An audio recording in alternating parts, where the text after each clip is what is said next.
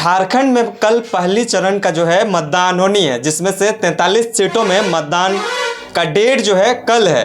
और तमाम लोग ये सोच रहे हैं कि इस बार के विधानसभा चुनाव में हम किस तरह का नेता मंत्री को चुनें, क्योंकि अपना जनप्रतिनिधि इस तरह से चुनते हैं लोग कि हमारी भलाई का काम करेंगे, वैसे नेता को चुनने का काम करते हैं। लेकिन इस बार के विधानसभा चुनाव में बहुत ही ज़्यादा नेता होने की वजह से लोग भी कन्फ्यूज़न में जी रहे हैं।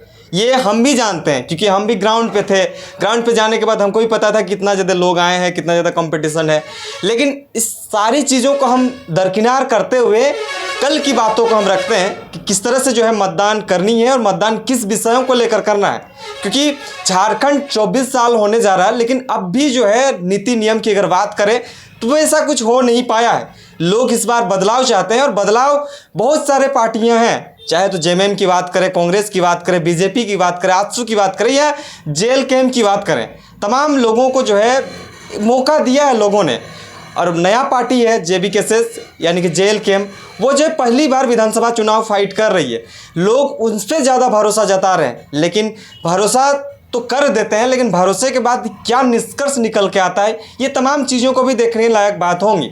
लेकिन विशेष तौर पर इन विषयों पर आते हैं कि मुद्दा क्या रह रहा है। झारखंड के तमाम लोगों की अगर बात करें, तमाम विधानसभाओं की अगर बात करें, तो सबसे बड़ा फैक्टर जो काम आ रहा है शिक्षा को लेकर, नौकरी को लेकर, यानी कि एजुकेशन पॉलिसी को लेकर सबसे ज़्यादा जो है सवाल खड़ा किए गए हैं। इस वर्तमान सरकार के कार्यकाल में लोग भी उसी को लेकर बदलाव भी चाहते हैं। अगर वर्तमान सरकार की बात करें, वर्तमान समय की अगर बात करें, चाहे इस 5 सालों के कार्यकाल को अगर देखें, तो सरकार ने उतना ज़्यादा वैकेंसियों को नहीं फुलफिल कर पाया है, जिस वजह से जो है नौकरी में लोगों को उतना ज़्यादा मौका नहीं मिल पाया और नहीं मिलने का वजह जो है छात्र में नाराज़गी है, युवाओं में नाराज़गी है। और नाराज़गी जो है इस बार वोट में दिखाने का कोशिश कर रहे हैं ये लोग। लेकिन गठबंधन सरकार की अगर बात करें, चाहे तो इंडिया गठबंधन की बात करें या एनडीए गठबंधन की बात करें, या तमाम और भी जो दल हैं, तमाम लोगों पे क्या भरोसा जताएंगे लोग।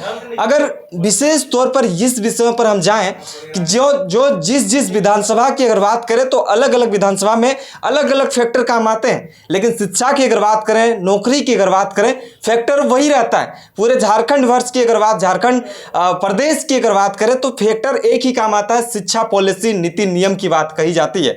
लेकिन विधानसभा चुनाव है, विधानसभा चुनाव में जो चीज़ों को रखा जाता है, जिन चीज़ों पे बात होनी चाहिए, जैसे कि अगर हम इचागढ़ एग्जाम्पल के तौर पर इचागढ़ को लेते हैं, तमाड़ को लेते हैं, जुगसलाई को लेते हैं, और भी बहुत सारी विधानसभा हैं। इन विधानसभा चुनाव को देखें, इन विधानसभाओं में अगर देखें, तो बहुत सारे ऐसे स्थिति और परिस्थिति पैदा हुआ है जो लोग बदलाव के लिए हमेशा से ही तत्पश्चात रहे हैं और हमेशा ही इस चीज़ों को अग्रसर रहे हैं। लेकिन इस बार क्या हो रहा है, क्या वोट जो है पहले जिस तरह से होता था, पहले जिस तरह से दारू मुर्गा हड़िया में बिक जाता था, क्या वही घिसी पिटी दिन देखने को मिलेगा या कुछ बदलाव भी देखने को मिलेगा? क्योंकि झारखंड में बदलाव की चिंगारी फैली है, तो कहीं ना कहीं युवाओं ने फैलाया है। और युवाओं का अगर जोश है तो सत्ता में भी साझेदारी होगी, सत्ता में भी जो है फेरबदल हो सकती है। लेकिन आप क्या सोचते हैं, तमाम चीज़ों की जानकारी हमें दीजिएगा। और एक विशेष सवाल हम छोड़ते हैं आप तक, कल का जो पहला फेज का चुनाव होगा, उस पहला मतदान जो कल है, आप किन्हें सपोर्ट कर रहे हैं, किन पार्टियों को सपोर्ट कर रहे हैं? हाँ, और जिस पार्टियों को आप सपोर्ट कर रहे हैं, उन पार्टियों को आप किस मुद्दे को लेकर सपोर्ट कर रहे हैं? उनका कौन सा ऐसा विचारधारा सही लगा जो आप उन्हें साथ दे रहे हैं? हम बात करेंगे तमाम पार्टियों की, जैसे आजसू को अगर साथ दे रहे हैं, जेएमएम को अगर साथ दे रहे हैं, बीजेपी को अगर साथ दे रहे हैं, चाहे जेल कैम्प जयराम महतो को साथ दे रहे हैं, फैक्टर क्या रह रहा है, किन विषयों को लेकर आप साथ दे रहे हैं, तमाम चीज़ों की जानकारी जो है आप हमें कमेंट्स बॉक्स में ज़रूर से कमेंट्स करिएगा। लेकिन विशेष तौर पर हम इचागढ़ सीट की बात करें, चाहे तो तमाड़ सीट की बात करें, जुगसलाई की बात करें, सरायकेला की बात करें, तो तमाम जगहों पे जो है अलग अलग मुद्दे हैं। मुद्दे के हिसाब से लोग वोटिंग भी करेंगे।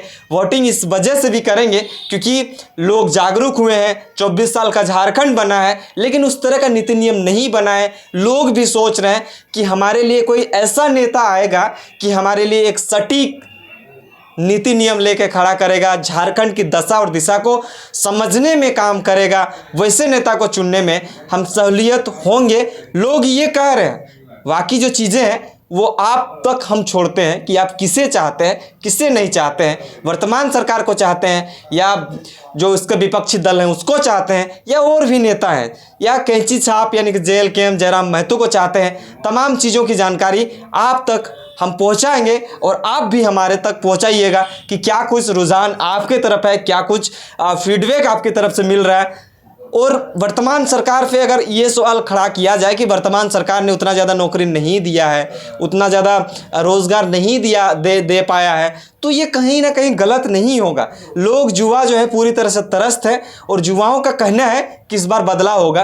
अगर युवाओं ने ठाना है तो युवाओं में ठाना है, तो युवाओं का जोश अगर उस तरह से बन पाया है तो ज़रूर से बदलाव होगा, नहीं बना है तो नहीं होगा।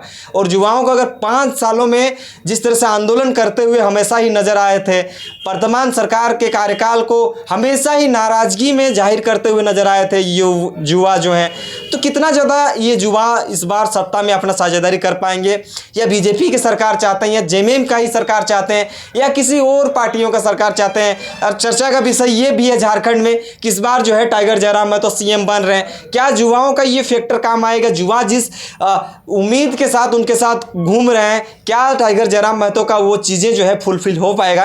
तमाम चीज़ों की जानकारी को लेकर आप तक हम पहुंचेंगे।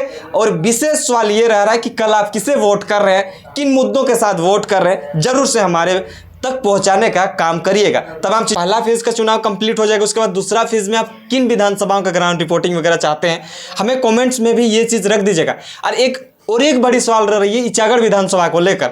इचागढ़ विधानसभा में हमेशा ही विस्थापितों के मुद्दे से चुनाव लड़ा जाता है और इस बार भी वही हुआ, लेकिन इस बार कौन जो है विजय हासिल करेंगे ये भी देखना बड़ी दिलचस्प होगा। क्योंकि इचागढ़ की अगर बात करें तो आजसू में भी प्रबल दावेदार हैं, जेएमएम से भी प्रबल दावेदार हैं, कैंची छाप जो जयराम महतो का पार्टी है तरुण महतो, वो भी जो है प्रबल दावेदार माने जा रहे हैं। अब देखना बड़ी दिलचस्प होगी, क्योंकि राजनीति का इस परिदृश्य को समझने से पहले अगर इचागढ़ की बात करें तो सबसे ज़्यादा फैक्टर काम आता है विस्थापित मुद्दा को लेकर, और विस्थापित की लड़ाई लड़ा जाता है, फैक्टर भी काम आता है। लेकिन इस बार भी विस्थापित स्टूडेंट को मुद्दा को दरकिनार करते हुए विस्थापितों के लिए लड़ा जा रहा है। जाहिर सा बात है विस्थापित एरिया है, विस्थापित की मुद्दा से लड़ा जाना चाहिए, लेकिन सेकंड स्टेप जो होना चाहिए वो युवाओं की नौकरी और रोजगार को लेकर करनी चाहिए। लेकिन वैसे नेता जो हैं, बहुत ऐसे नेता हैं जिन्होंने इस चीज़ों को उजागर ही नहीं किया है।